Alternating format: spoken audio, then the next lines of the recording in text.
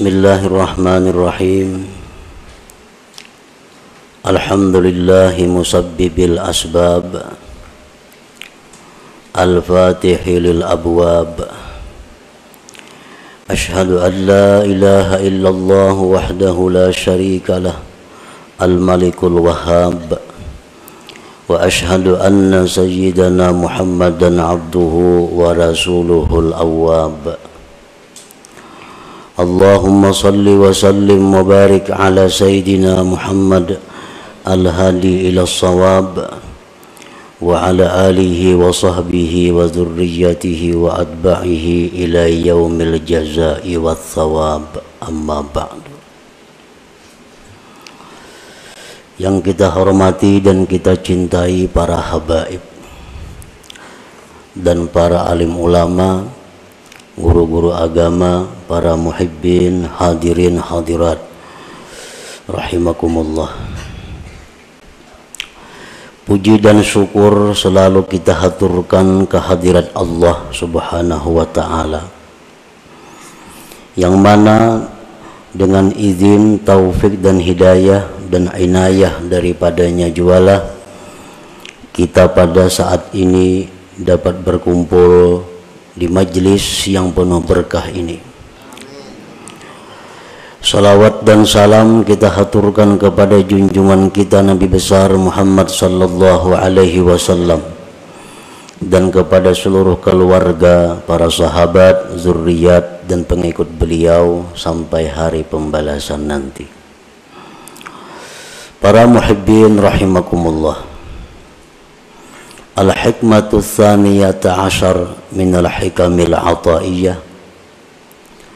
Qala al-imam Ahmad bin Athaillah as-Sakandari rahimahullah wa nafa'ana bi ulumih.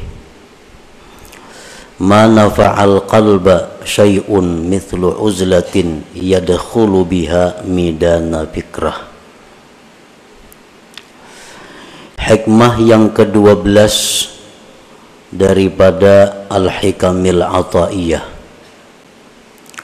Berkata Imam Ahmad bin Athaillah As-Sakandari rahimahullah, tidaklah memberi manfaat akan hati oleh sesuatu seperti uzlah yang masuk dia dengan uzlah itu akan midan lapangan pikir.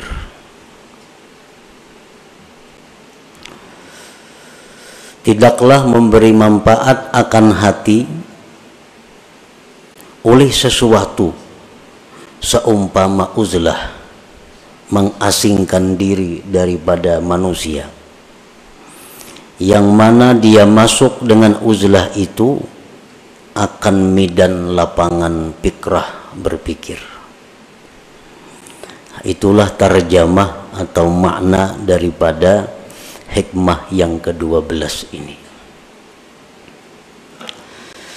Adapun syarah atau penjelasan daripada hikmah yang ke-12 itu adalah la syai'a anfa'a lil qalbi min uzlatin ay khalwatin mashubatin bitafakkur. Tidak ada sesuatu yang lebih bermanfaat untuk hati daripada uzlah, artinya khalwat, menyendiri, menjauh daripada manusia, yang disertai dengan tafakkur. Nah, para muhibbin rahimakumullah, di dalam diri kita ini ada yang disebut dengan qalbun, hati. Yang dimaksud dengan hati itu bukan segumpal daging yang ada di dada sebelah kiri kita, tetapi yang dimaksud dengan hati itu adalah sesuatu yang dinisbahkan kepada Allah Subhanahu wa ta'ala, yang berada di dalam diri kita, yang dengan hati itu kita bisa mengetahui mana yang baik, mana yang buruk, mana yang menuju surga, mana yang menuju neraka. Nah, hati kita itu apabila baik, maka baiklah seluruh anggota tubuh kita. Tetapi bila hati kita ini rusak, maka rusaklah seluruh anggota tubuh kita. Imam Ahmad bin Athaillah menyebutkan di dalam hikmah yang ke-12 ini adalah tentang hati yang rusak. Hati yang rusak itu adalah hati yang seringkali lupa kepada Allah. Hati yang hanya memikirkan kepentingan-kepentingan sesaat, namun melupakan akibat. Nah, ini hati yang rusak.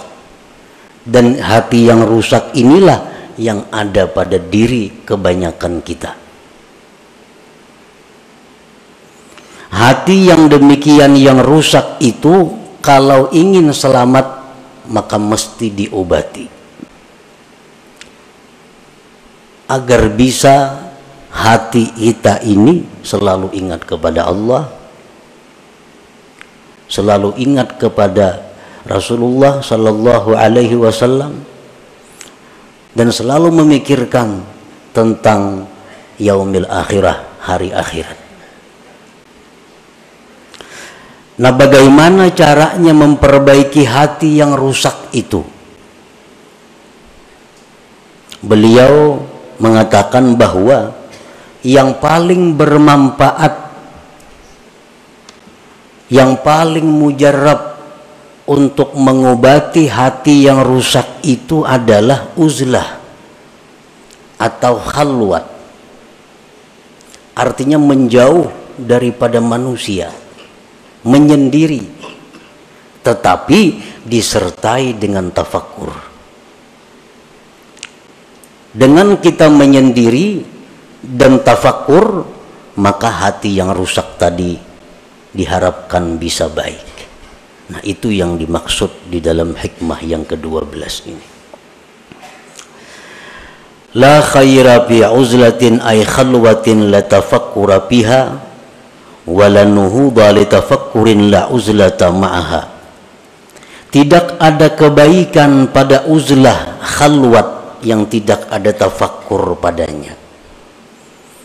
Kita menyendiri, mengasingkan diri daripada manusia, tapi kada ada tafakkur. Nah, maka itu uzlah, tidak ada kebaikannya. Sedangkan tafakkur tapi tidak uzlah, tafakkur di waktu kita berada di tengah-tengah umat, tafakkur di waktu kita berada di tengah-tengah masyarakat, maka tafakkur itu tidak akan menimbulkan kemajuan. Tafakkur itu tidak akan murni. Tafakkur itu tidak akan bersih, sehingga tidak sesuai saat yang diharapkan dengan tafakkur itu.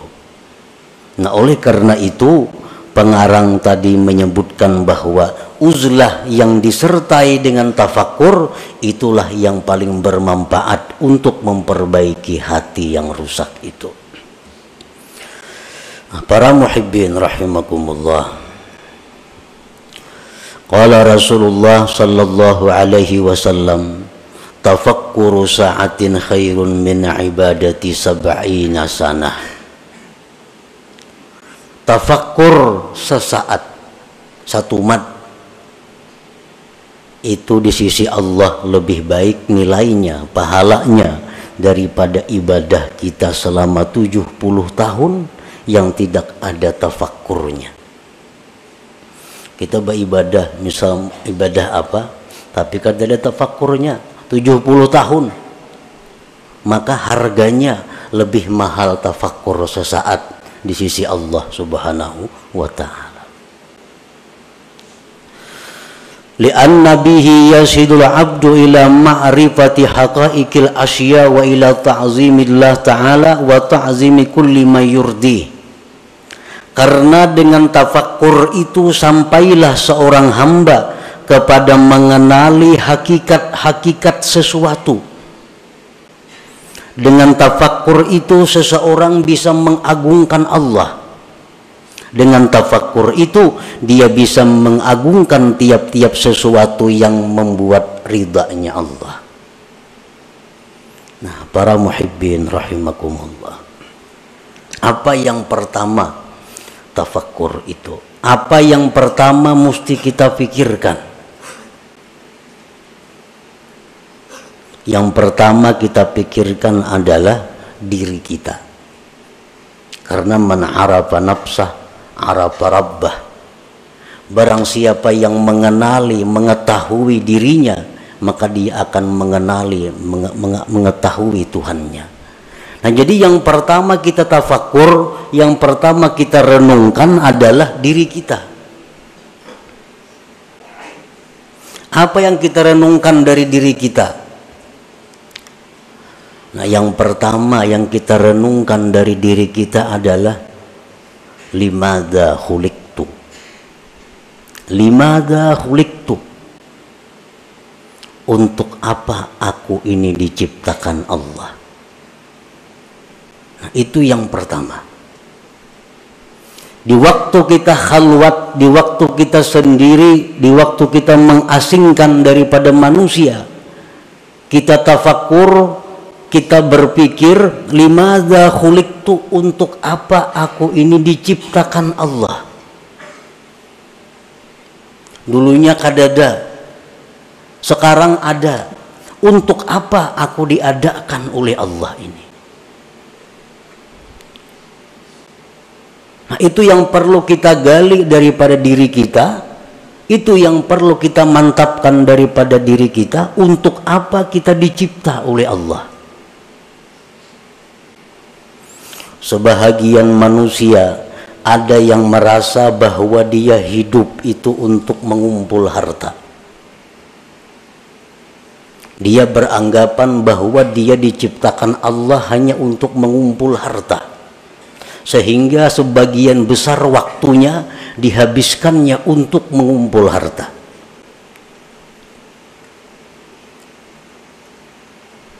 Walaupun itu dia mengakui atau dia mengingkari, tapi kenyataan fakta membuktikan bahwa sebagian besar waktu dia habiskan untuk mengumpul kekayaan.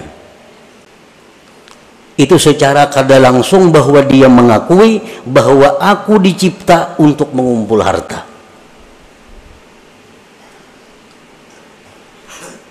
Jam 8 sampai jam 5 dihabiskan waktunya untuk berusaha mencari duit.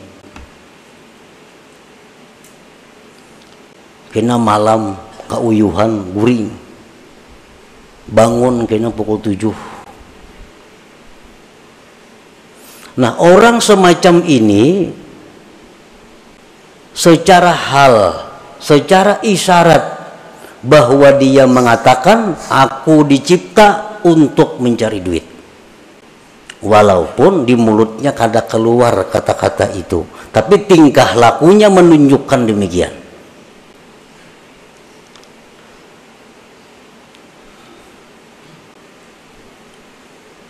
Nah, itu yang kita renungi. Apakah bujur seperti itu? Apakah benar kita dicipta oleh Allah untuk mencari duit? Nah, itu yang perlu tafakkur. Yang pertama kita renungi hidup kita. Kita renungi berapa umur kita habiskan.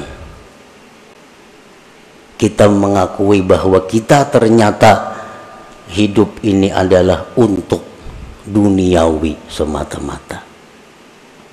Akhirat ada, tapi porsinya kecil, porsinya sedikit. Nah, makanya tafakkur itu nilai pahala di sisi Allah sangat besar.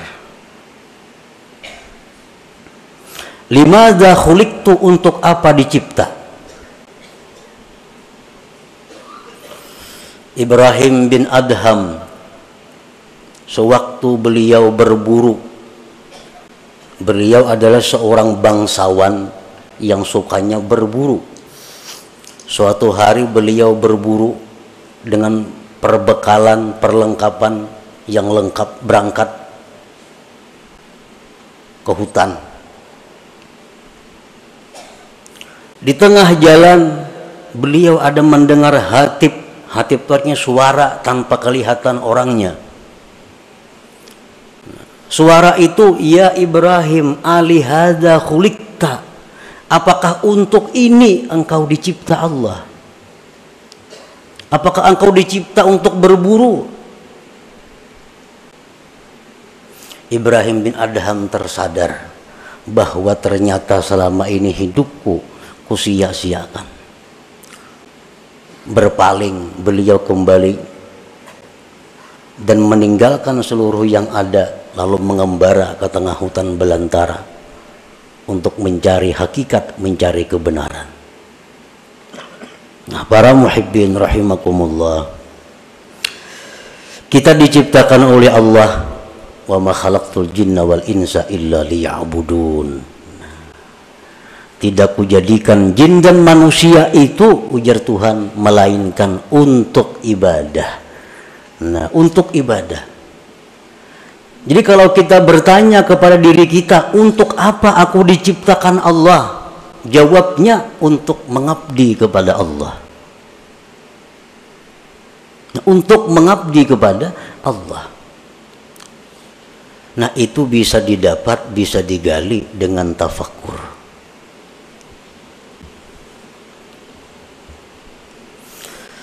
Nah, berhubung ibadah ini ada yang memerlukan sarana-sarana, ibadah ini ada memerlukan dana-dana, lalu dicarilah usaha, dicarilah duit, dicarilah makanan, dicarilah pakaian, dicarilah tempat tinggal. Supaya apa semuanya itu? Supaya bisa nyaman dan terus-menerus beribadah kepada Allah. Nah, jadi orang mencari duit itu sebujurnya adalah untuk supaya beribadah. Jangan dipaling karena mencari duit lupa ibadah. Bila tak paling ya itu.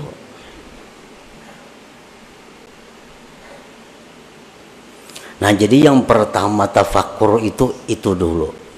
Kita mengenali diri kita, tugas kita apa? Ternyata tugas kita hanya satu, adalah mengabdi kepada Allah. Tidak ada yang lain. Allah kadang memberi tugas kepada kita untuk mencari duit. Allah kadang memberi tugas kepada kita untuk berusaha itu ini kadang. Tapi yang ditugaskan Allah kepada kita hanya adalah ibadah kepada Allah.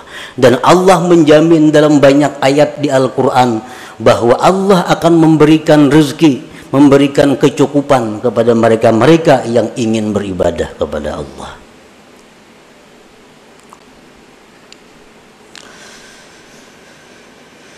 Fal uzlatu wasilatun lahu wa mu'inatun alaih. Uzlah, mengasingkan diri, itu merupakan jalan bagi tafakkur dan membantu atas tafakkur. Namun kita di tengah manusia, di tengah keributan, kita akan sulit dapat tafakkur yang murni. Tapi kalau kita di tempat yang sunyi, di tempat yang sendiri, nah itu diharapkan ada tafakkur yang bersih. Jadi menyendiri itu merupakan wasilah. Mengasingkan diri dari manusia itu merupakan membantu untuk tafakkur. Hadhihi liman laisa lahu syaikhun yurabbi. Ini uzlah bagi orang yang tidak punya guru yang membimbing dia. Wa illa, jikalau dia punya guru, pamukhalatatus syekh wa mukhalatatul ikhwanil ladzina yu'inuna anfa'u wa aslahulah. Jika dia ada punya guru, nah maka bergaul dengan guru, bergaul dengan kawan-kawannya, maka itu lebih bermanfaat dan lebih baik baginya daripada uzlah. Jadi uzlah supaya bisa tafakkur ini untuk orang-orang yang menuju jalan Allah, tidak di bawah bimbingan guru yang tertentu. Kalau orang itu ada punya guru tertentu, maka semajlis dengan guru itu lebih baik baginya. Bergaul dengan guru itu lebih baik baginya, lebih bermanfaat baginya. Nah, para muhibbin rahimakumullah. Wa'alam anna fil khalwati fawaida, ketahuilah bahwasanya pada khalwat itu banyak faidahnya. Kita mengasingkan diri, kada umpat perkumpulan-perkumpulan, kada umpat partai, kada umpat handil, kada umpat arisan, kada umpat itu banyak faidahnya. Pertama, hifzul qalbi minar riya wal mudahanah wa ghairiha minal amrad. Pertama, faidahnya kita mengasingkan diri itu terpelihara hati daripada riya. Kan riya itu minta lihat orang. Amun seorangan siapa yang melihat?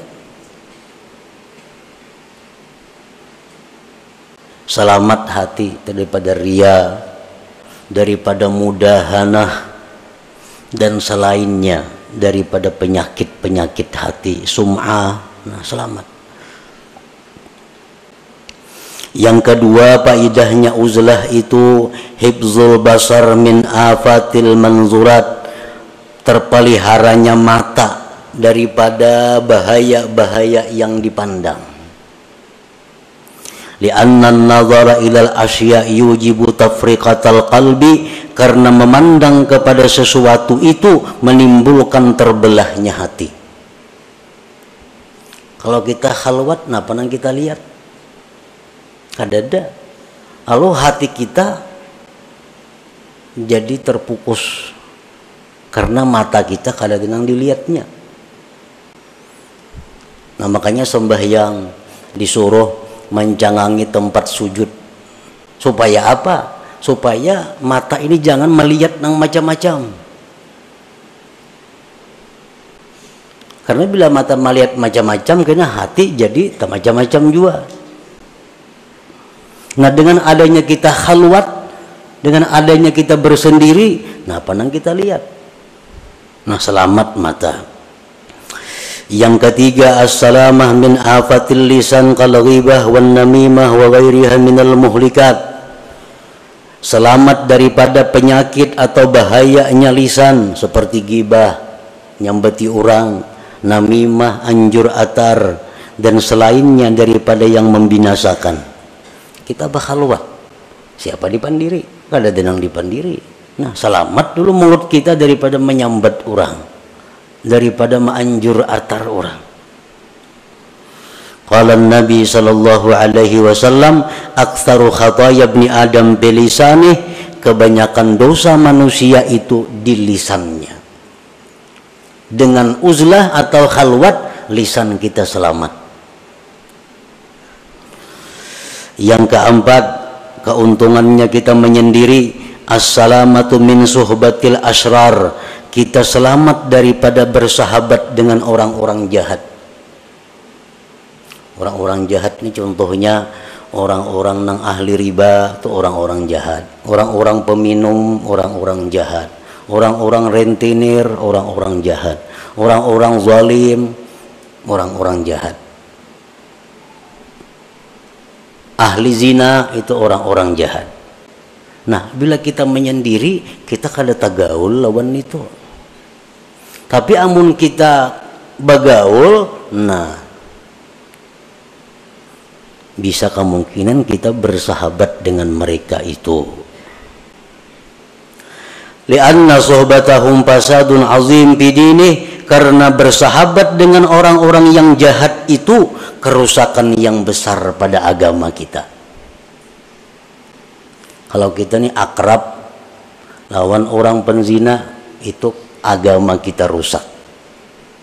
Akrab dengan orang nang katuju riba, agama kita rusak.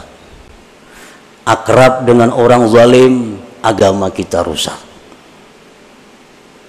Akrab dengan pejabat nang korupsi, agama kita rusak. Tanpa kita sadari,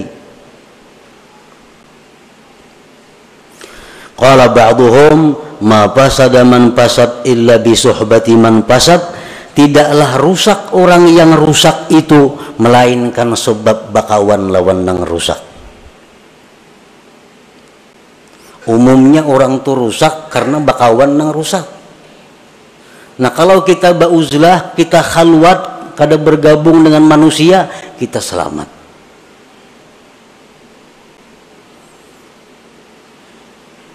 Orang-orang yang dimasukkan dalam asrar, kelompok orang-orang jahat, itu pandangan matanya itu bisa menularkan kejahatan kepada kita, terutama kita nang kada kuat keimanannya. Orang nih, orang jahat, jangan lawan kita berjauh aja lagi.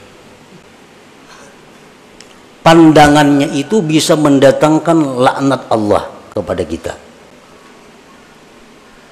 Apalagi kekanakan halus-halus tuh. Jangan nak dijapa-japa ya orang nangka itu. Karena keringat mereka itu adalah keringat yang dilaknat oleh Allah. Jadi bahaya bersahabat akrab dengan orang-orang yang masuk dalam gulungan asrar, yang sudah dianggap orang-orang jahat itu. Pandangan matanya bisa merusak agama kita, apalagi sentuhannya maginnya lagi, apalagi memakai bekas pakaiannya maginnya lagi, minjam kendaraannya bahaya lagi. Jadi semua kejahatan, maka sesuatu yang terkait dengannya adalah membahayakan agama kita. Nah sebaliknya sama dengan orang-orang saleh, orang-orang yang dicintai Allah. Pandangan mereka itu mendatangkan rahmat. Keringat mereka, keringat mendatangkan rahmat. Semua apa yang bekas mereka adalah rahmat. Makanya orang nang mati, jadi dalam kitab fikih, orang tuh mati disunatkan membawa sesuatu bekas orang saleh. Itu kan kitab fikih ada tuh. Orang mati disunatkan membawa sesuatu bekas orang saleh, bekas kainnya kah, bekas apanya kah. Misal kita mati minta kupiah, kupiah bekas orang saleh. Nah itu memberi manfaat. Kalau orang mati aja memberi manfaat, apalagi orang hidup, bekas orang saleh. Nah demikian sebaliknya orang-orang jahat pun demikian, akan menimbulkan dampak kepada mereka-mereka yang belum kuat hatinya, belum kuat keimanannya. Nah dengan kita khalwat, kita terhindar daripada bersahabat dengan mereka itu. Yang kelima, keuntungannya khalwat adalah at-tafarrug lil ibadah wa tamakkunul mudawamah 'alaiha. Dengan adanya kita khalwat, kita bisa lapang beribadah dan kawa terus-menerus beribadah. Misalnya kita membaca zikir 5.000 sehari. Kalau kita menyendiri kita kawa. Tapi kalau kita bergaul dengan masyarakat, nah sewaktu-waktu kita ada kada baca, karena ada acara ini, acara itu, acara ini. Apalagi macam-macam yang diikuti, ketua ini, ketua itu, ketua ini, bermacam-macam organisasi, kada baca wirid lagi. Jadwal ini ada rapat itu, jadwal ini ada acara itu. Nah kalau kita khalwat, bisa ibadah kita tuh mudawamah, bisa terus menerus. Ibadah yang mudawamah itulah yang dicintai oleh Allah Subhanahu wa Ta'ala, walaupun sedikit. Yang keenam, faidahnya kita khalwat, siyanatu nafsihi wa dinihi minal khusumat. Dengan adanya kita khalwat, diri kita, agama kita terpelihara daripada pertengkaran-pertengkaran. Kada mau tapahual, saurangan siapa dihuali, siapa nang mahuali. Nah, bahual itu merupakan sumber datangnya macam-macam kejahatan, seperti bermusuhan, bermarah-marahan, berdengki-dengkian. Nah, semua itu sifat yang membahayakan. Yang ketujuh, rahatul qalbi wal badan. Dengan adanya khalwat menyendiri itu, hati kita lapang, badan kita pun lapang. Yang kedelapan, husulul zuhdi wal qanaah. Orang yang khalwat ini akan diberi Tuhan zuhud dan qanaah. Kenapa kita kadakawa zuhud? Kenapa kita kadakawa qanaah? Kada merasa cukup lawan nang ada? Karena kita bagaul. Melihat orang makai ini hendak nukar lu behimat mencari duit. Melihat orang ini hendak nuruti ka itu, duitnya kada ada, behimat kina mencari duit. Berhutang masih itu kamari. Nah, karena pergaulan. Dengan adanya kita khalwat atau uzlah, selamat dari itu. Yang kesembilan, wujdanu halawatit ta'ah. Nah, didapatnya manis taat. Nah, ini yang penting. Kita khalwat itu, kita menyendiri itu beribadah jadinya manis. Beribadah tuh nyaman.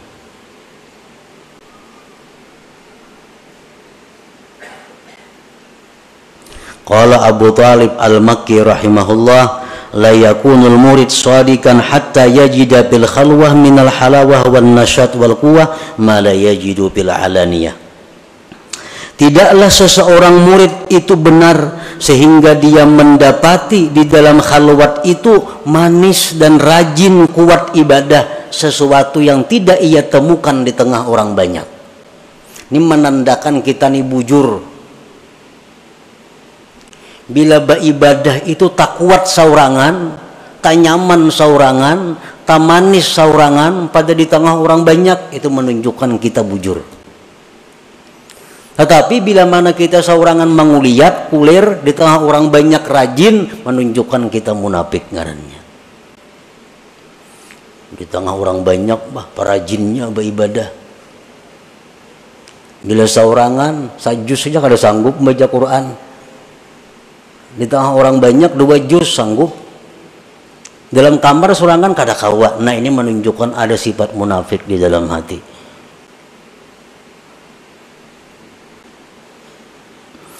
Yang ke-10, faidahnya uzlah at-tamakkun minat tafakkuril khalis ad-daim wa huwal maqsudul a'zam bil khalwah.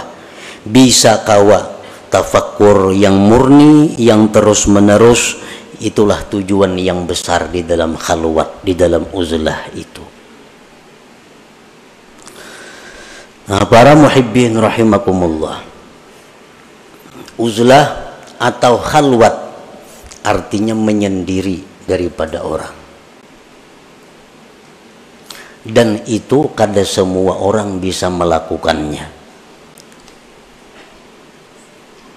Menyendiri. Seseorang bertanya kepada gurunya, kaifat tarik ila tahqiqil ibadah wa tahsili halawatiha. Ujar si murid ini, wahai guru, bagaimana cara supaya bisa ibadah itu mantap dan manis? Ujar gurunya menjawab, qala syekh, la tanzur ilal khalqi wa khassatan abna'ad dunya. Kalau ikam hendak mantap beribadah, hendak manis, jangan memandang kepada makhluk, terutama orang-orang yang cinta dunia. Jangan dipandang, maiti aja jangan. Jadi jangan murid maka ada sanggup, wahai guru, guru di pasar begana, berdagang, macam-macam nang dihadapi kayak apa? Kenapa garang maka kada boleh memandang orang-orang yang cinta dunia itu. Ujar gurunya, fa innan nazar ilaihim zulmah.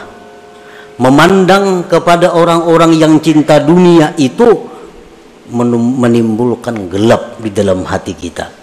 Nah, memandang aja sudah bahaya. Kada sanggup nang murid ini. Hidupnya kada di kampung, hidupnya kada di hutan, hidupnya di tengah masyarakat dan berusaha. Nah, kalau ikam kada sanggup, ini barang pala tasma' kalamahum. Ayo kita memandang mereka, tapi jangan mendengari pembicaraan mereka. Jangan dengari perkataan-perkataan ahli dunia. Kada kau melihat TV lagi tuh, berita-berita. Kenapa garang kada kau kada boleh mendengari pembicaraan ahli dunia itu? Fa inna kalamahum kaswah. Pembicaraan orang cinta dunia itu menimbulkan keras hati kita. Kita ini menalinga orang mepandir dolar, pandir emas. Orang biasa emas kada, dolar kada. Ini menalinga, itu membuat hati kita keras.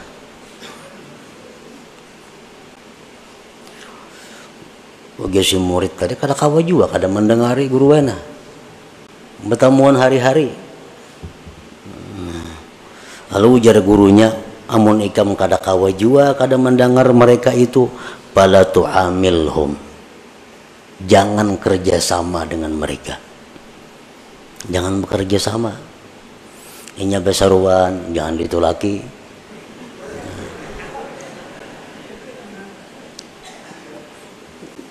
Orang-orang bakhil tuh, orang-orang bakhil. Besaruan, jangan ditulaki. Kenapa? Makanannya itu daun penyakit. Itu ujar Nabi medahkan. Orang bakhil tuh makanannya itu penyakit. Kayak apa mengetahui orang tuh bakhil kadanya. Tak kau ini di kampung tuh kadang alih kada. Bila kada terdengar menyumbang, kada terdengar baruhan, bakhil ngarannya. Orang ada itu laki. Orang udah biasa baruhan tuh bakhil ngarannya. Nah, inya baruhan jangan tulak penyakit. Itu jar Nabi kita medahkan itu. Makanan yang dihidangkan dari orang bakhil itu daun penyakit. Namun ikam kada kawa kada memandang mereka, kada kawa kada berpandir lawan mereka, jangan kerjasama. Jangan hendak berjual tukar lawan inya, jangan hendak mendatangi inya, jangan hakun didatangi inya. Bah kada kawa juga guru kayak itu, kada sanggup juga. Nah, jaguru nang terakhir, mun ikam kada sanggup juga itu, fala taskun ilaihim. Jangan ikam tentram kepada mereka. Ini yang terakhir, jangan tentram. Kadang-kadang hati kita nih, bila parak orang sugih asa nyaman. Nah, itu iya ngaran tentram melawan mereka. Bila parak orang miskin bepaluhan sakada nyaman. Nah. La taskun ilaihim, jangan tentram kepada mereka. Janganlah dijadikan orang-orang cinta dunia itu penentram hati kita, jangan. Fa inna sukun ilaihim halakah, karena mencari tentram kepada mereka itu kebinasaan kita. Nah, ini terakhir. Jadi ayuha hendak memandang mereka, hendak mendengari perkataan mereka, hendak bekerja sama lawan mereka, tapi sebuting. Jangan hendak tentram. Jangan hendak merasa tenang dengan mereka itu. La yajidu halawatal ibadah man kana qalbuhu sakana ila ghairillah. Tidaklah bisa mendapatkan manisnya ibadah orang nang hatinya itu tentramnya kepada selain Allah. Orang tuh hatinya tentramnya bukan lawan Allah. Nah, orang ini ibadahnya kada mau manis. Tapi bila orang ini menyebut Allah tentram hatinya, menyebut Allah senang hatinya, nah orang seperti ini yang bisa dapat manisnya ibadah itu. Nah, jadi amun kada kawa bakhalwat, ini yang kita pakai. Jangan hendak mencari ketentraman, ketenangan kepada makhluk Allah, terutama abnaud dunia, orang-orang yang cinta kepada dunia itu. Nah, itulah sebagian yang dimaksud daripada hikmah yang ke-12 daripada Al-Hikamul Ata'iyah. Selanjutnya hikmah yang ke-13. Ila hadratin Nabi sallallahu alaihi wasallam al-Fatihah. Iyyaka na'budu wa iyyaka nasta'in.